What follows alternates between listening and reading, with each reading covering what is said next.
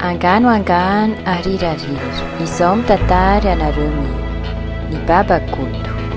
Indray andro nisy mpivady izay nahantra dia nahantra tokoa. Tsy nanankoanina izy mivady ka dia lasa nisitaka tany an'ala nitady sakafo. Anana, hanin-kotrana ary voankazo ny sakafon'izy ireo. Taty aoriana dia niteraka zaza iray ilay ramatoa. Avy eo dia tonga ny faharoa, ny fahatelo ary ny hafa tsy voatanisa intsony. Lasa marobe izy ireo ka dia sarotra ny fitadiavana sakafo hohanina. Nanomboka namboly vary ary ny sasany tamin'ireo taranaka ary dia afaka niaina tsara tamin'ny vokatra azony. Teo ankilany kosa nefa nisy tamin'ireo taranaka izay kamo miasa ka dia nanohy ny fihotazana zava-maniry sy fangalana hanin-kotrana atao sakafo.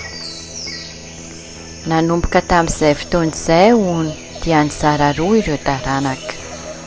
Nisy ireo nanapa-kevitra hiasa tany ka namboly vary ary dia lasa nandao ny ala. Izy ireo hono ny razamben'olombelona ankehitriny. Nisy kosa ireo tsy nety niasa ka nijanona tao an'ala. Izy ireo hono dia lasa babakoto. Ankehitriny dia mbola mihinana voankazo zava-maniry isan-karazany izy ireo.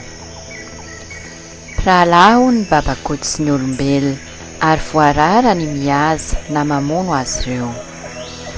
Na dia tsy miara-monina amin'ny olombelona ary ny babakoto dia mbola manaja azy ireo foana ny olombelona. Ny babakoto dia miavaka ary fatan-daza amin'ny feony izay mafy sy hafakely toy ny hira.